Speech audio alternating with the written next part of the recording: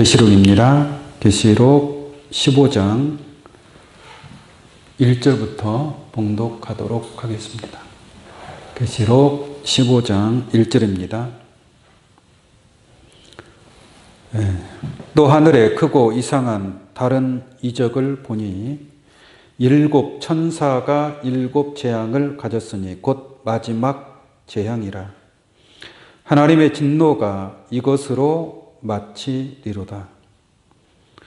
또 내가 보니 불이 섞인 유리바다 같은 것이 있고 짐승과 그의 우상과 그 이름의 수를 이기고 벗어난 자들이 유리바다가에 서서 하나님의 검은고를 가지고 하나님의 종 모세의 노래 어린 양의 노래를 불러 가로되 주 하나님 곧 전능하신 이시여 하시는 일이 크고 기이하시도다. 만국의 왕이시여 주의 길이 의롭고 참되시도다. 주여 누가 주의 이름을 두려워하지 아니하며 영화롭게 하지 아니하오리이까. 오직 주만 거룩하시니 주의 의로우신 일이 나타났음에 만국이 와서 주께 경배하리이다 하더라. 또 이 일 후에 내가 보니 하늘의 증거 장막의 성전이 열리니 일곱 재앙을 가진 일곱 천사가 성전으로부터 나와 밝고 빛난 세마포 옷을 입고 가슴에 금띠를 띠고 네 생물 중에 하나가 세세에 계신 하나님의 진노를 가득히 담은 금대접 일곱을 그 일곱 천사에게 주니 하나님의 영광과 능력을 인하여 성전의 연기가 차게 되매 일곱 천사의 일곱 재앙이 마치기까지는 성전에 능히 들어갈 자가 없더라. 아멘. 계시록 15장 1절로 8절까지 봉독해 드렸습니다. 오늘 이 말씀을 통해서 마지막 재앙과 증거 장막 성전이라는 제목으로 말씀을 증거하도록 하겠습니다. 지난 시간에 이어서 계시록 11장 15절 일곱째 천사가 나팔을 부는 내용에 관해서 증거한 바가 있습니다. 일곱째 천사가 일곱째 나팔을 분다고 하는 것은 그 일곱째 나팔은 사실은 셋째 화고 그 셋째 화는 마지막 재앙입니다. 첫째와 다섯째 나팔 심판이 있었고 둘째와 여섯째 나팔 심판이 있었고 그다음 셋째와 일곱째 나팔의 심판이 있음을 말씀드렸습니다. 다만 일곱째 나팔이 불 때에는 세상 나라가 우리 주와 그 그리스도의 나라가 되고 또 순식간에 호련히 변화받는 역사가 있다라고 말씀을 드렸습니다. 왜 세상 나라가 우리 주와 그 그리스도의 나라가 되느냐? 왜 호련 변화의 섭리가 일곱째 나팔에 이루어지느냐? 바로 마지막 재앙의 심판을 감하기 위함인 줄로 믿습니다. 그 마지막 재앙이 첫째 천사부터 일곱째 천사 대접 재앙, 일곱 대접 재앙의 심판이 마지막 재앙의 심판인 줄로 믿습니다. 그래서 하나님이 택한 자들을 위해서 그 날들을 감하시리라 라고 하심으로 일곱 대접 재앙을 감함을 받게 되는 것을 말씀을 드렸습니다.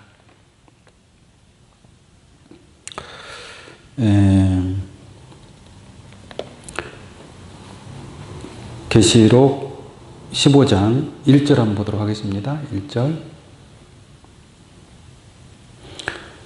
또 하늘에 크고 이상한 다른 이적을 보매 일곱 천사가 일곱 재앙을 가졌으니 곧 마지막 재앙이라. 하나님의 진노가 이것으로 뭐예요? 마치리로다 라고 말씀하고 있죠. 아멘. 결국은 성경은 기록된 대로 이루어집니다. 아멘.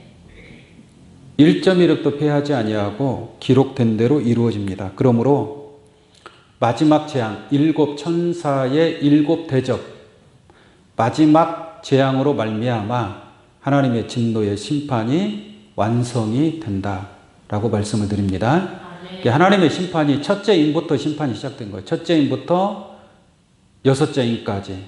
그리고 7째 인의 심판은 첫째 나팔부터 7째 나팔까지의 심판이고, 또 7째 나팔의 심판은 첫째 대접부터 7째 대접 심판인 줄로 믿습니다. 그래서 첫째 대접부터 7째 대접의 심판이 계시록 16장에 기록된 마지막 재앙에 관한 그런 심판의 내용임을 알 수가 있겠습니다. 이 7 대접 심판이 시작되기 전에 7째 천사가 나팔 불 때에 변화를 받아야 된다고 그랬죠?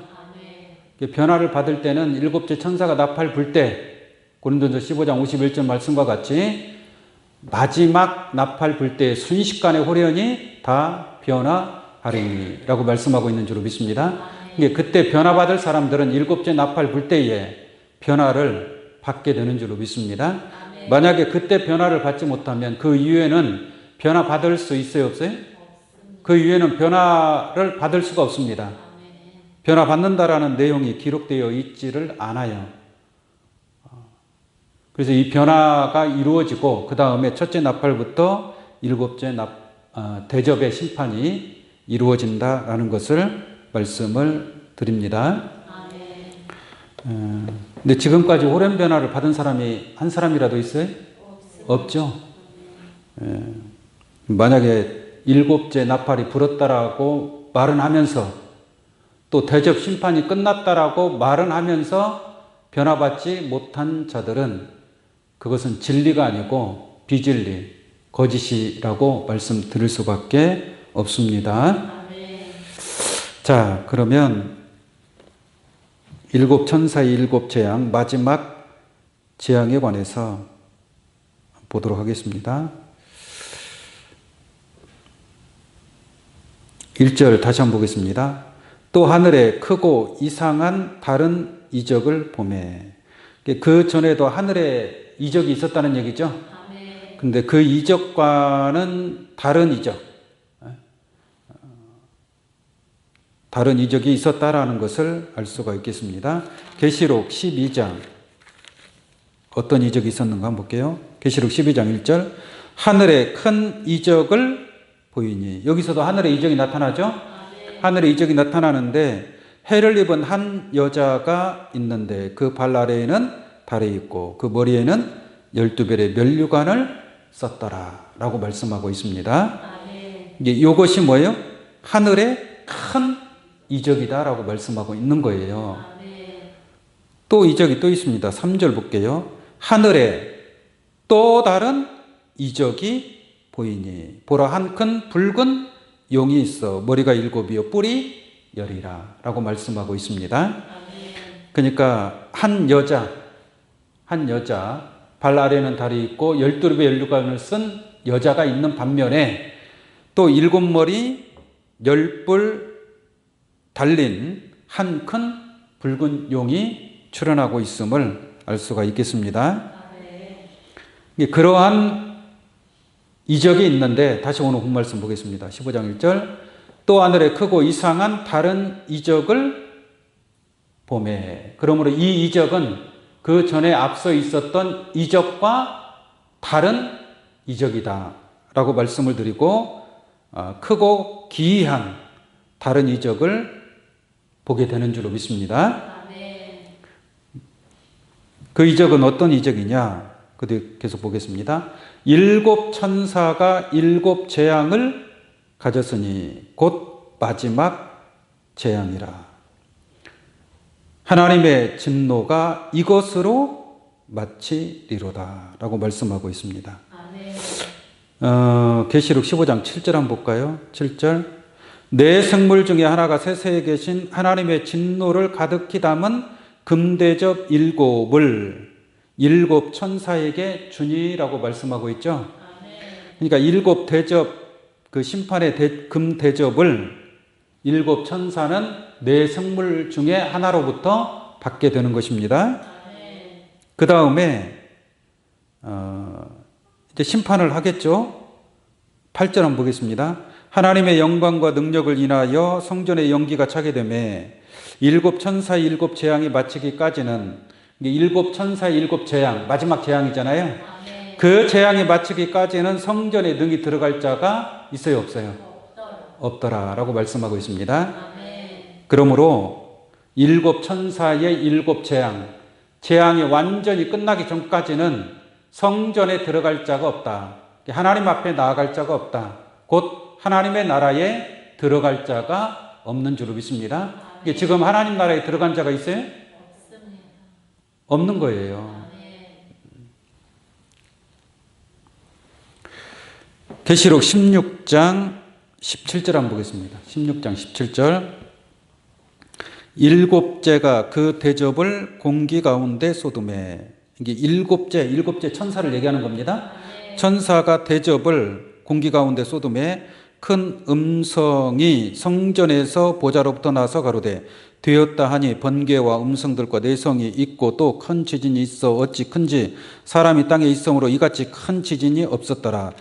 큰 성이 세 갈래로 갈라지고 만국의 성들도 무너지니 큰 성 바벨론이 하나님 앞에 기억하신 바 되어 그의 맹렬한 진노의 포도주 잔을 받음에 각 산악도 없어지고 섬도 없어지고 산악도 간데 없더라. 이렇게 마지막 대접 심판을 통해서 바벨론이 멸망에 이르게 되는 것을 볼 수가 있습니다. 그래서 마지막 재앙을 통해서 하나님의 심판이 바벨론의 멸망으로 하나님의 진노의 심판이 완성이 되게 된다라는 것을 알 수가 있겠습니다. 다시 오늘 본 말씀 보겠습니다. 15장 1절에서 일곱 천사의 마지막 재앙임을 선포하고 그 다음 2절 봅니다. 또 내가 보니 불이 섞인 유리 바다 같은 것이 있고 짐승과 그의 우상과 그 이름의 수를 이기고 벗어난 자들이 유리 바닷가에 서서 하나님의 검은 고를 가지고 하나님의 종 모세의 노래 어린 양의 노래를 불러 가로되, 이렇게 해서 하나님을 찬양하는 그런 내용이 나오고 있습니다. 여기서 보니까 불이 섞인 유리 바다 같은 것이 있고, 불이 섞인 유리 바다 같은 불이 섞인 유리 바다를 건너왔다는 얘기예요. 건너왔다는 얘기입니다. 이게 쉽게 건너왔다는 얘기예요? 어렵게 건너왔다는 얘기? 어렵게. 불이 섞였다는 것은 그만큼 힘들고 어렵고 고난이 있고 환란이 있고 그렇다는 얘기죠. 그러한 과정을 거쳐서 이기고 나왔다는 얘기예요. 이기고. 그래서 기쁨으로 하나님 앞에 찬양을 하는 것입니다. 다시 볼게요. 또 내가 보니 불이 섞인 유리 바다 같은 것이 있고 짐승과 그의 우상과 그 이름의 수를 이기고 벗어난 자들인 줄로 믿습니다.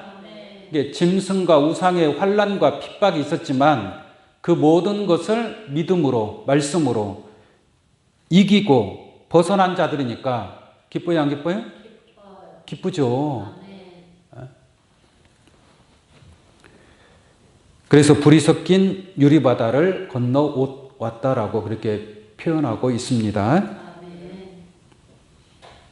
그 수를 이기고 벗어난 자들이 유리바닷가에 서서 하나님의 검은 고를 가지고 노래를 부른다 이거예요. 노래를 부른다. 얼마나 기쁘겠습니까?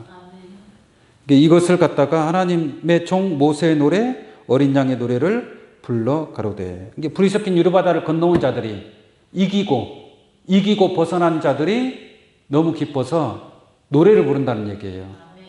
마치 그 구약의 모세 때 이스라엘 백성들이 출애굽을 하지 않습니까? 출애굽을 하고 나오는데 또 애굽이 군사들을 보내서 또 이스라엘을 치려고 막 수많은 군대가 오는 거예요. 근데 앞에는 홍해바다가 막혀 있습니다. 뒤에서는 애굽의 군대가 막 쫓아오고 있습니다. 그럴 때 하나님께서 모세를 통해서 홍해바다를 가르죠. 그래서 이스라엘 백성들이 육지같이 그 홍해바다를 건너가게 됩니다. 놀라운 기이한 이러한 이적이 아닙니까? 이 얼마나 놀라운 기이한 이적입니까? 그 이스라엘 백성들이 다 건너오고 또 애굽의 군대들이 막 쫓아오니까 하나님이 그 홍해 바닷물을 어떻게 했어요? 합쳐버렸죠.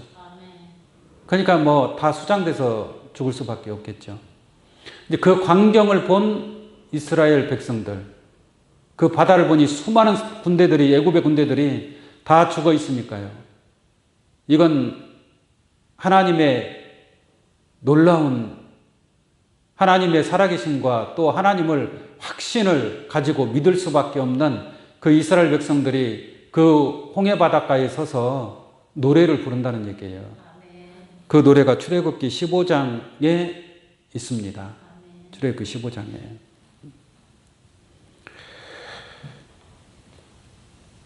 그 노래를 한번 잠깐 볼까요? 출애굽기 15장.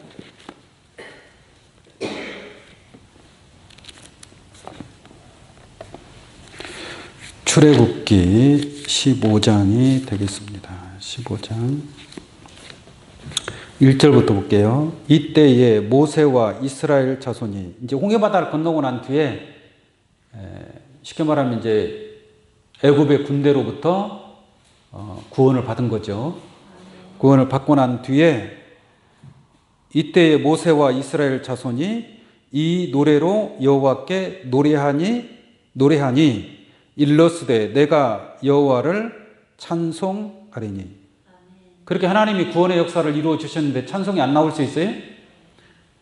얼마나 감동적입니까? 뭐 감동을 넘어서 감격적으로 그 구원을 직접 눈으로 봤잖아요. 그러니 하나님을 찬양하지 아니할 수 있겠습니까? 그래서 모세와 이스라엘 백성들이 여호와께 찬양하고 있는 겁니다. 그는 높고 영화로우시며 말과 그 탄 자들을 바다에 던지셨음이로다. 다 하나님이 하신 거잖아요. 여호와는 나의 힘이요 노래시며 나의 구원이시로다. 할렐루야.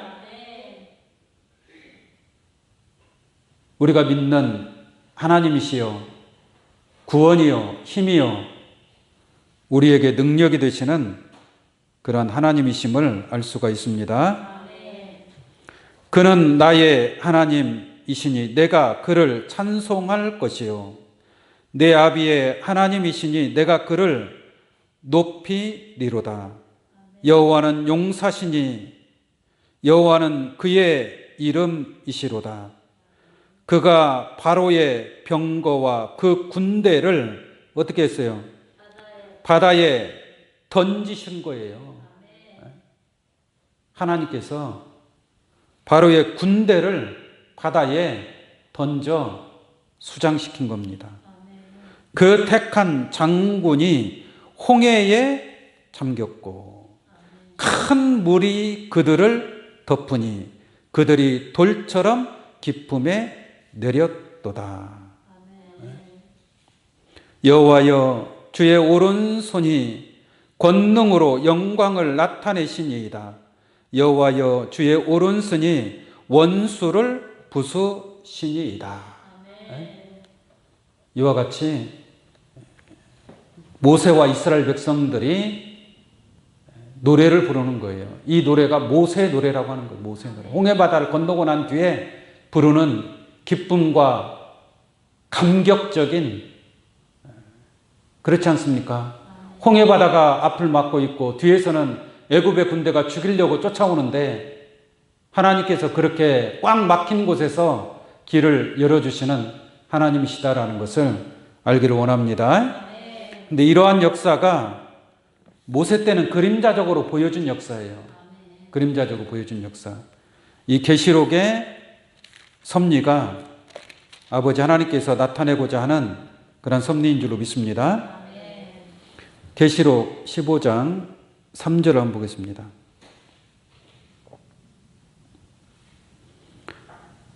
하나님의 종 모세의 노래. 아까 출애굽기 15장 읽은 것은 모세 노래란 말이에요. 그 모세의 노래가 어린 양의 노래를 불러 가로되. 자, 일곱째 나팔에 세상 나라가 우리 주와 그 그리스도 나라가 되지 않습니까? 그러므로 짐승과 우상에게 경배하지 아니하고 그 이름의 수를 이기고 벗어난 자들의 그러한 기쁨과 감격이 넘칠 거 아니에요. 그 모든 환난과 그 어려운 핍박을 다 이기고 벗어난 자들 아니겠습니까? 마치 홍해바다를 건넌 이스라엘과 모세가 기쁨의 노래를 부르듯이 일곱째 나팔이 불려지고 난 뒤에 이 짐승과 우상의 불이 섞인 유리바다를 건너온 자들이 검은고를 가지고 하나님을 찬양하게 될 줄로 믿습니다. 그래서 모세의 노래가 이 계시록에서는 어린 양의 노래가 되는 줄로 믿습니다. 그 노래를 보면 불러 가로되 주 하나님 곧 전능하신 이여 하시는 일이 크고 기하시도다. 마치 그 구약의 이스라엘 백성들이 홍해바다를 건너고 나서 고백한 것처럼 이 마지막 때에도 모든 것을 이기고 벗어난 자들이 이러한 감격적인 감동의 새 노래를 부르게 된다라는 것을 깨우침 받기 바랍니다. 이 짐승과 그의 우상과 그 이름의 수를 이기고 벗어난 자들, 이러한 자들이 구원에 이르게 될 줄로 믿습니다. 계시록 13장 말씀 보겠습니다. 13장 5절을 한번 보겠습니다. 5절. 또 짐승이 큰 말과 참남된 말하는 입을 받고 또 42달 일할 권세를 받으리라. 짐승의 시대가 있지 않습니까? 42달이라는 짐승의 시대를 이 불이 섞인 유리바다를 건너온 자들, 그들은 이 짐승의 시대에 이긴 자들인 줄로 믿습니다. 짐승이 입을 벌려 하나님을 향하여 회방하되 그의 이름과 그의 장막 곧 하늘에 거하는 자들을 회방하더라. 또 권세를 받아 성도들과 싸워 이기게 되고 각 족속과 백성과 방언과 나라를 다스리는 권세를 받으니 죽임을 당한 어린 양의 생명책에 창세 이후로 농명되지 못하고 이 땅에 사는 자들은 다 짐승에게 경배하더라. 결국 이기지 못하고 짐승한테 경배하는 자들이 있죠. 이러한 자들은 이긴 자들이 아니죠. 패배한 자들이죠. 패배한 자들. 또 15절 말씀 한번 보겠습니다. 저가 권세를 받아 그 짐승의 우상에게 생기를 주어 그 짐승의 우상으로 말하게 하고 또 짐승의 우상에게 경배하지 아니하는 자는 몇이든지 다 뭐예요? 죽이게 하더라 라고 말씀하고 있습니다. 이것이 바로 불이 섞인 유리바다라는 얘기예요. 이 과정을 이기었을 때 감동적인 그런 구원의 새 노래를 부르게 되는 줄로 믿습니다. 16절까지 보겠습니다.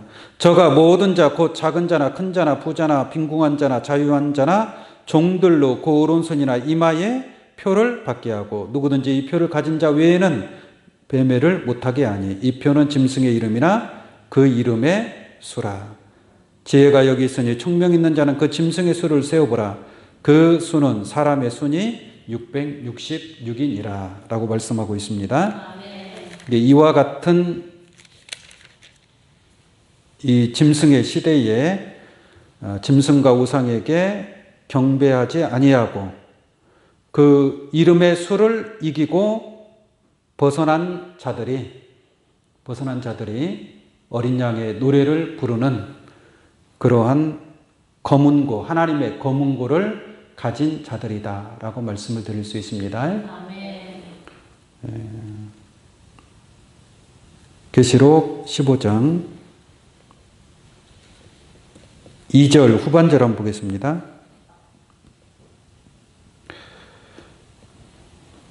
우상과 그 이름의 수를 이기고 벗어난 자들이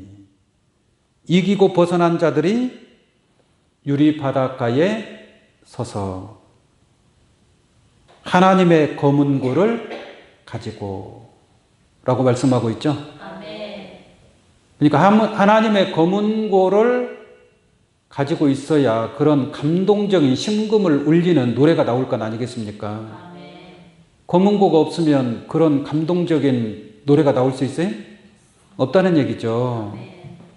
검은 고라고 하니까 실상의 검은 고를 가지고 있다는 얘기는 아니고, 정말 어떤 사람이 고생 끝에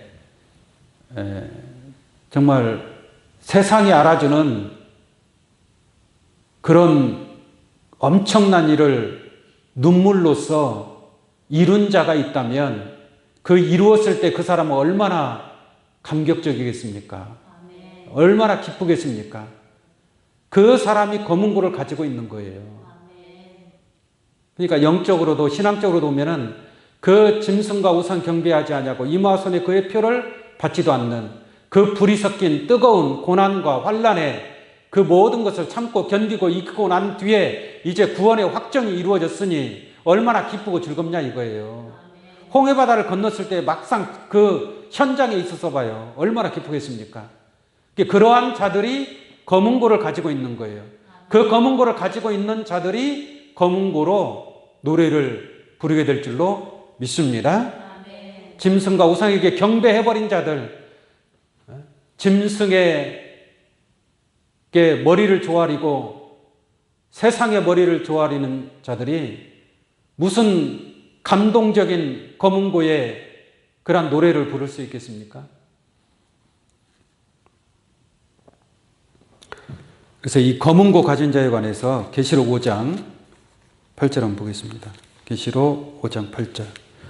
누가 검은 고를 가지고 있는가 봤더니 책을 취하심에, 계시록 5장 8절입니다. 책을 취하심에 네 생물과 24장로들이 어린 양 앞에 엎드려 각각 뭐라 그래요?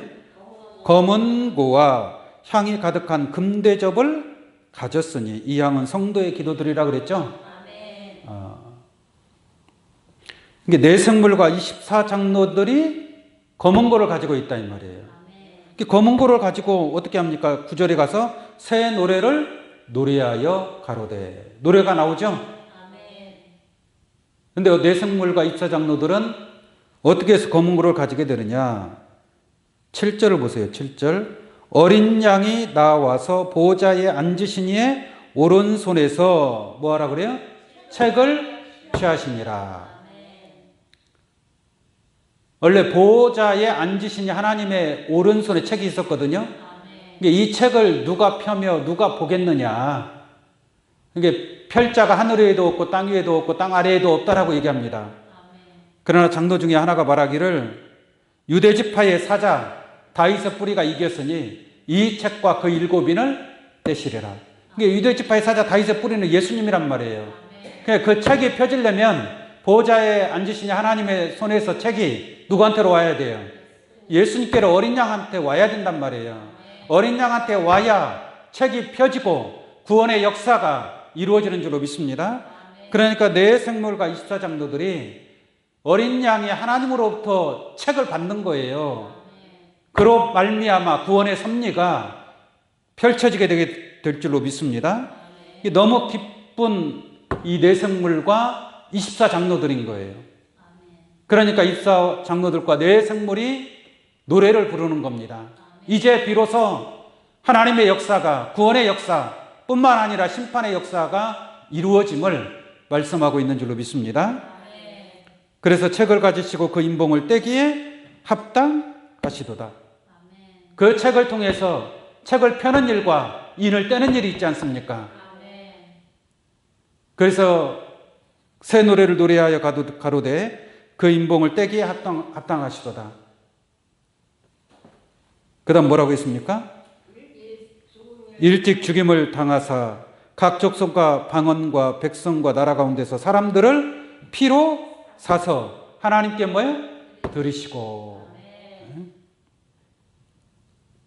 이건 구원의 역사잖아요.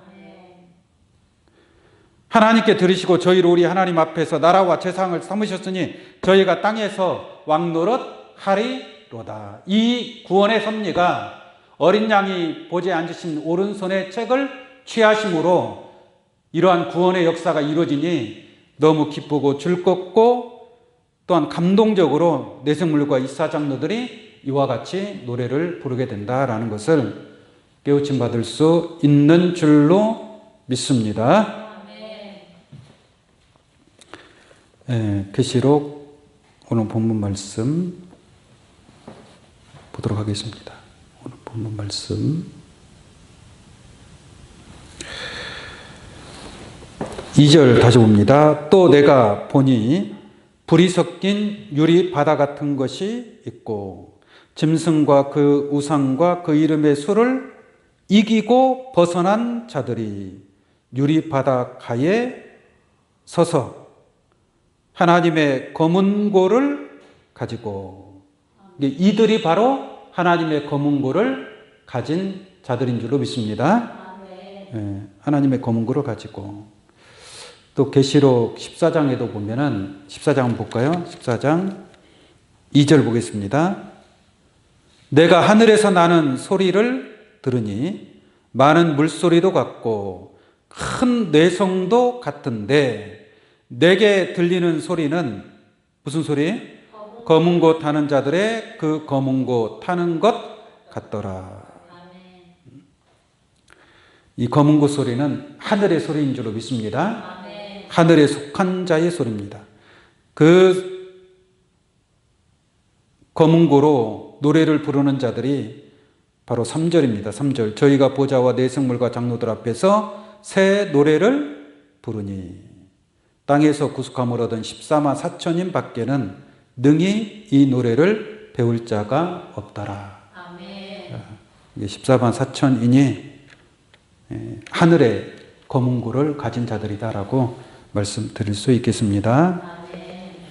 자, 오늘 본 말씀 또 보도록 하겠습니다. 3절 보겠습니다. 하나님의 종 모세의 노래 어린 양의 노래를 불러 가로되 주 하나님 곧 전능하신 이시여 하시는 일이 크고 기이하시도다. 아멘. 만국의 왕이시여 주의 길이 의롭고 참되시도다. 아멘. 이게 이 불이 섞인 유리바다를 건너온 자들이 너무 감격적인 거예요. 감격적인 그러한 마음에 이러한 노래를 부르게 됩니다. 예. 기하시도 만국의 왕이시여 주의 길이 의롭고 참되시도다. 주여 누가 주의 이름을 두려워하지 아니하며 영화롭게 하지 아니하오리이까. 오직 주만 거룩하니이다.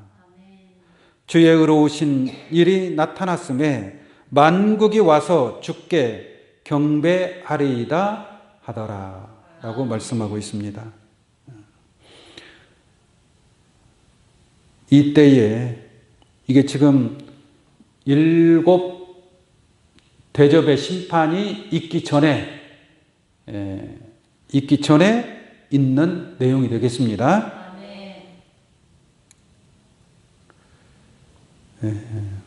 그 다음 5절 말씀 보겠습니다. 요거는 여러분들이 한번 읽어보시고 5절 보겠습니다.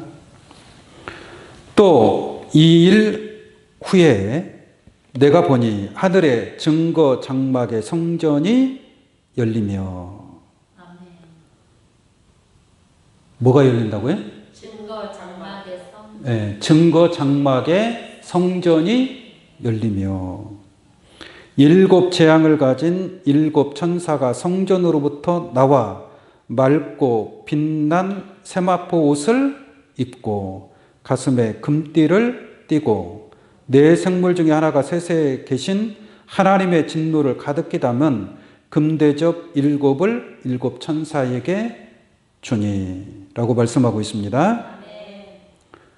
이 증거 장막 성전이라고 하면 좀 많이 들어보셨죠? 신천지가 자기들이 증거 장막 성전이라고 얘기를 합니다. 증거 장막 성전. 그 앞에 장막 성전이라는 곳도 있었어요. 장막 성전. 그래서 어떤 교단은 장막 성전이고 그 장막 성전에서 보고 듣고 들은 것을 나와서 증거한다고 해서 뭐 증거 장막 성전이라고 말하는 것 같습니다. 그래서 계시록 15장 5절에 기록된 이 증거 장막 성전을 가리켜서 신천지가 자기들이 바로 증거 장막 성전이다 이렇게 얘기하는 거예요.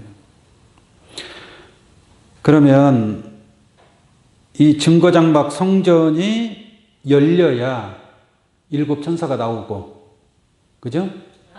그래서 일곱 천사가 나와야 일곱 대접 심판을 받아서 심판을 이루게 되는 줄로 믿습니다. 근데 앞서서 일곱째 나팔 불고 난 뒤에 하늘의 증거 장막 성전이 열리며 또 일곱 천사가 나온다고 그랬잖아요. 그러면은 증거 장막 성전이 열리기 위해서는 먼저 일곱째 나팔이 불려야 돼요? 안 불려야 돼? 불려야 되죠. 마지막 나팔을 불고 난 이후에 증거 장막의 성전이 열리고 일곱 천사가 일곱 대접을 받고 심판을 베푼다 이 말이에요. 순서가 그렇게 되는 겁니다. 순서가 그렇게 돼요. 지금은 증거 장막 성전이 열릴 때가 아니다라는 얘기죠. 때가 아니다. 일곱째 나팔 불고 난 뒤에 하늘의 증거 장막 성전이 열리고 심판에 일곱 천사가 출현하게 되어 있다라고 말씀을 드립니다. 그리고 일곱 천사, 일곱 재앙이 끝나기 전까지는 그 성전에 들어갈 자가 없다고 얘기했잖아요. 지금 일곱 천사, 일곱 재앙이 끝났어요? 근데 신천지는 벌써 다 끝났어요. 다 끝났대요. 그러면 성전에 들어갔어야죠. 왜 성전에 들어가지 않고 이 세상에 있는지 몰라. 빨리빨리 좀 들어가지. 예? 그러므로 신천지는 거짓이다라는 것이 이제 증명이 되는 것이고, 증거 장막 성전은, 진짜 증거 장막 성전은 어떤 성전이 증거 장막 성전이냐에 관해서 말씀을 드리도록 하겠습니다. 장막이라고 하는 것은 구약 시대에 이스라엘 백성들이 광야에서 40년을 삽니다. 가나안 땅에 들어가기 전에. 그래서 솔로몬이 성전을 짓기 전에는 이동식 성전이에요. 그러니까 천막으로 집을 짓는 거예요. 하나님의 집을. 그래서 구름이 인도하면 이스라엘 백성도 같이 움직여야 돼요. 이 교회는 움직일 수 있어요, 없어요? 이거는 고정식이에요, 고정식. 근데 구약에서는 이스라엘 백성들이 계속 이동을 해야 되니까. 그래서 이동하기 위해서 지은 그 성전을 장막이라고 하는 겁니다. 장막. 장막이라고도 하고 성소라고도 하고. 첫 장막을 성소, 둘째 장막을 지성소, 그리고 바깥 뜰이 있고, 짐승을 잡아서 제사를 드리는 제단이 있고, 그렇습니다. 그것을 장막이라고 하는 거예요. 장막, 성막 또는 회막. 그래서 장막 성전이라고 얘기를 하는 겁니다. 그럼 증거는 뭐냐? 증거는 십계명의 두 돌판을 지성소 안에 증거궤가 있어요. 언약궤라고 얘기하죠. 이게 언약궤가 곧 증거궤입니다. 그래서 그 십계명의 두 돌판이 그 궤짝 안에 있단 말이에요. 그 궤짝에 보관을 하고 있는 겁니다. 쌍난 지팡이, 아론의 쌍난 지팡이도 있죠. 근데 만나를 담은 금항아리도 있죠. 거기에 또 증거판, 십계명의 두 돌판, 증거판이 있다 이 말이에요. 그래서 그 괴짝 안에, 그 언약궤 안에 그 증거의 돌판이 들어있기 때문에 그 장막을 증거 장막 성전이라고 얘기하는 거예요. 그러니까 언약궤가 없으면 증거 장막 성전이 될 수 있어요, 없어요? 없어요, 없어요. 그러니까 언약궤나 증거궤나 같은 거예요. 그러니까 증거한다라는 것은 말씀이 있어야 증거를 할 거 아니에요. 그러니까 그 말씀은 어디에서 오느냐? 언약궤에서 나오는 거예요. 증거궤에서 나오는 거예요. 그러니까 하나님의 성전에는 증거궤가 있어야 된다는 얘기예요. 그러니까 증거궤가 있을 때에 증거 장막 성전이라고 얘기할 수 있는 거예요. 근데 증거궤가 없으면 증거 장막 성전이 될 수가 없겠죠. 그러면 증거궤는 그 구약 시대처럼 그런 실상의 나무로 그 언약궤를 만들라는 얘기가 아니잖아요.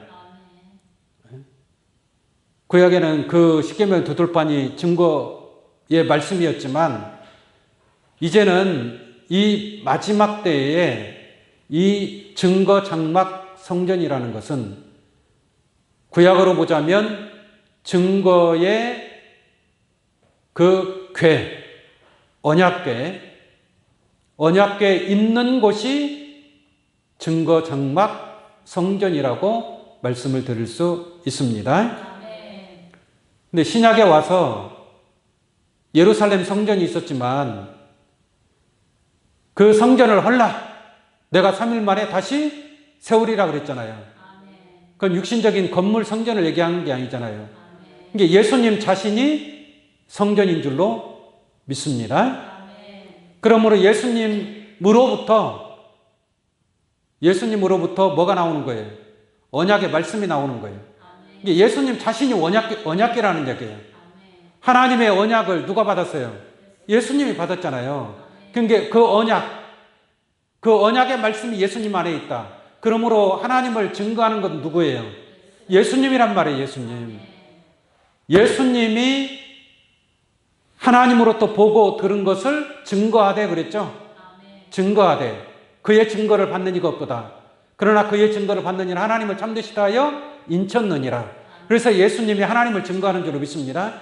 그러니까 예수님이 하나님의 성전이 되는 거예요.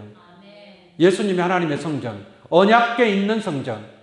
그러나 다른 바리새인들이나 사두개인들 아무리 사람이 많아도 거기에는 하나님의 말씀이라고 하는 언약궤가 있어요, 없어요? 언약궤가 없잖아요. 그러니까 오늘날도 마찬가지예요. 이 성전이라고 하는 것은 언약궤 있는 성전이 성전이에요. 그러니까 성전에서 언약궤가 있어야 말씀이 나올 거 아니에요. 언약의 말씀이 언약궤를 통해서 나온다 이 말이에요. 그러니까 예수가 없는 교회는 언약의 말씀이 있어요, 없어요? 없어요. 없으니까 다 무슨 말씀을 증거하느냐? 세상의 지식적인 말씀을 증거하나요? 육신에 속한 말씀을 증거하는 거예요. 하나님의 말씀, 언약의 말씀이 아니라 결국은 교훈적이고 철학적이고 문학적이고 인본주의적인 그러한 말씀이 증거되는 곳은 그것은 하늘 성전이 아니라 증거장막 성전이 아니라 거짓 세상 것을 증거하는 그런 거짓 증거장막 성전이다라고 말씀을 드릴 수밖에 없는 줄로 믿습니다. 그러면 교회마다 다 예수 언약궤가 있다고 말을 하겠죠. 자, 오늘날 언약궤는 어떠한 언약궤인가?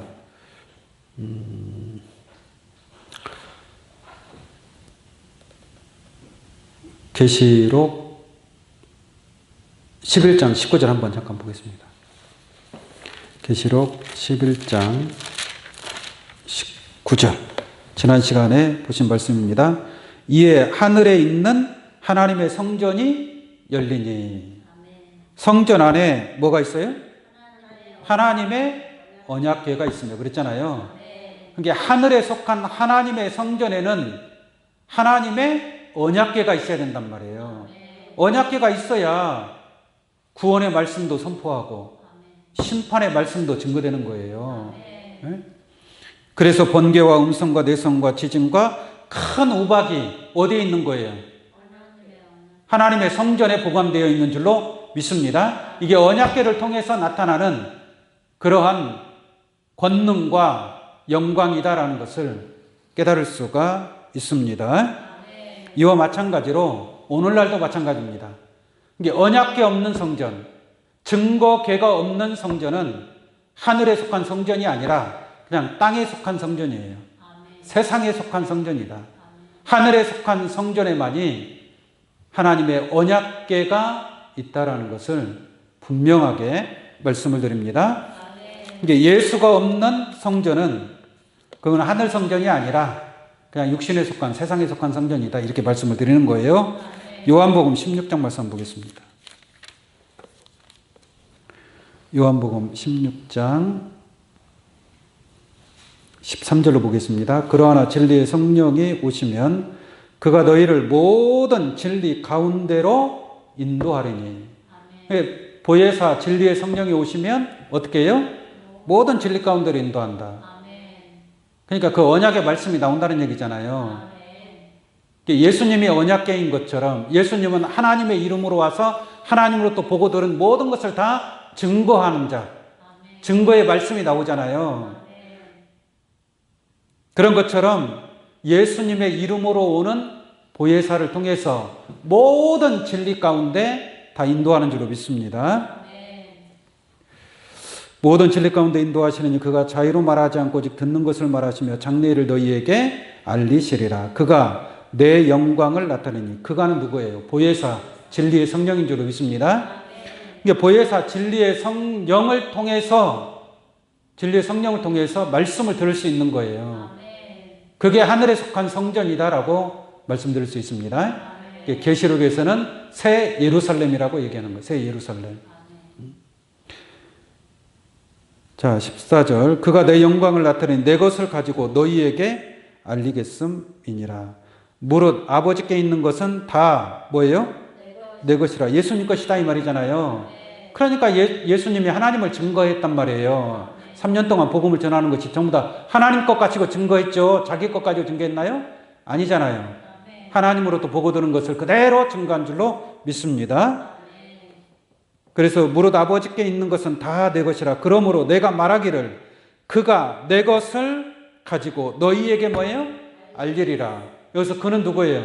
보혜사란 말이에요. 보혜사. 보혜사가 바로 언약궤가 되는 거예요. 증거궤가 되는 거예요. 증거궤. 궤짝에다가 사과를 담으면 무슨 궤짝이? 사과궤짝. 요즘은 종이 상자로 담잖아요. 옛날에는 그냥 나무 궤짝에다가 다 담았단 말이에요. 감자를 담으면 무슨 궤짝이? 감자 궤짝이죠. 증거의 말씀을 담으면 뭐예요? 증거궤가 되는 거예요. 증거궤. 그런 것처럼 예수님은 하나님을 증거했고 예수의 이름으로 오는 보혜사는 누구를 증거한다? 예수님을 증거하는 줄로 믿습니다. 그러니까 보혜사 외에는 예수를 증거할 자가 있어요? 없어요? 없습니다. 다시 한번 볼게요. 15절.